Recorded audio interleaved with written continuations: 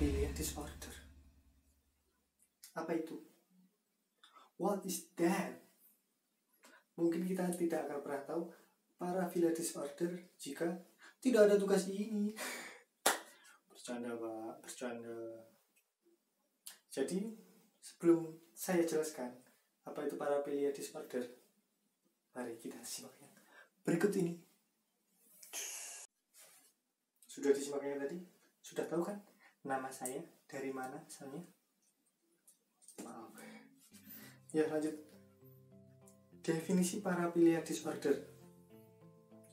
DSM-5 menjelaskan gangguan paraphilia sebagai fantasi seksual yang berulang dan intens, dorongan atau perilaku seksual yang umumnya melibatkan objek yang bukan manusia.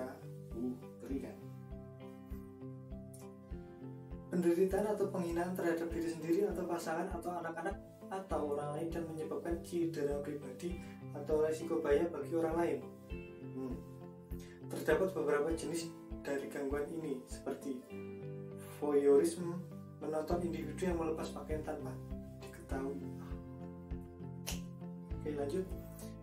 Eksibisionisme, memperlihatkan alat kelamin seseorang kepada orang lain.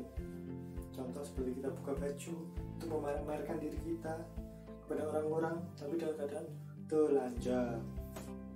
Dan yang selanjutnya adalah froteurisme, yaitu menyentuh orang tanpa meminta persetujuan. Dan mungkin bahasa sekarang itu creepy-creepy itulah ya. Jangan dilakukan dulu. Dan baik. Ya, lanjut lagi dong. Masochisme seksual, fantasi seksual terhadap hinaan, pukulan, diikat. Contoh seperti seseorang akan nafsu ketika melihat seseorang dipukulin, ditendang, diikat, dan sebagainya. Sadisme seksual, yaitu penderitaan fisik atau emosional orang lain. Lanjut. Pedofilia, aktivitas seksual dengan anak-anak.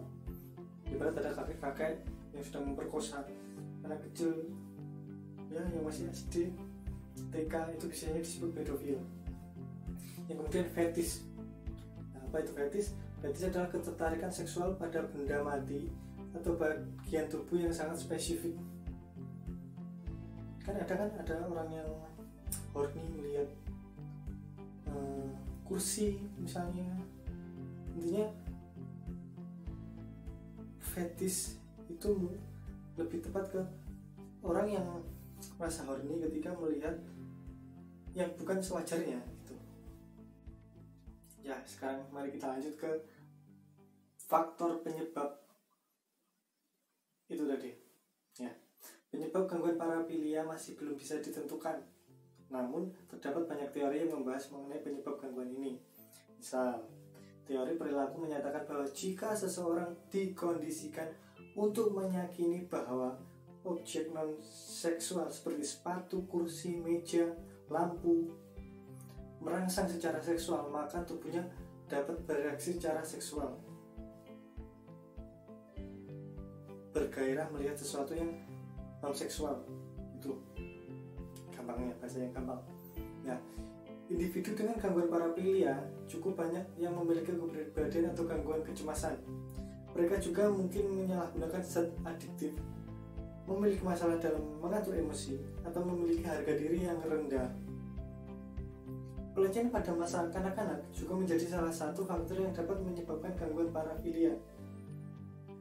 Nah, jika kita masih punya adik, masih punya anak, tolong dijaga, karena masa anak-anak itu adalah masa pertumbuhan di mana otak mereka itu masih otak-otak yang masih belajar. Jadi mereka itu bisa menangkap sesuatu, mengingat sesuatu yang membuat mereka takut, trauma ataupun senang. Jadi tolong jaga anaknya ya Pak, Bu. Lanjut.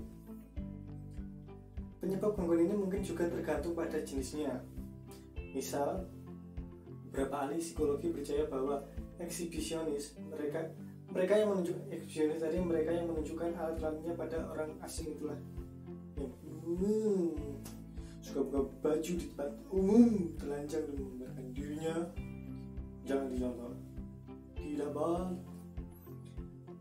Juga bisa menjadi narsisme atau narsis lah ya, orang yang mengagumi diri sendiri secara berlebihan, juga tidak baik.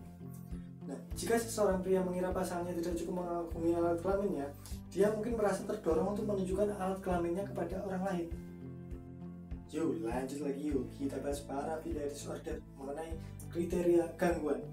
Jadi untuk mendiagnosa seseorang dengan gangguan ini, kita tidak boleh sembarangan asal nuduh juga. Kita sebagai orang yang terdidik mungkin nggak boleh asal ngomong, wah kamu pasti parafilia, kamu pasti ini. Jangan bisa menimbulkan fitnah, menimbulkan perpecahan. Jangan. Ya lanjut, sampai mana tadi? Oh ya, untuk mendiagnosa itu ya, individu harus mengalami ini untuk orang lain atau untuk diri kita sendiri ya, maksudnya untuk mengecek orang lain sendiri. Nah, untuk mengecek orang lainnya itu ya, kalau orang tanya ke kita baru kita jawab, jangan orang lewat pasti dia.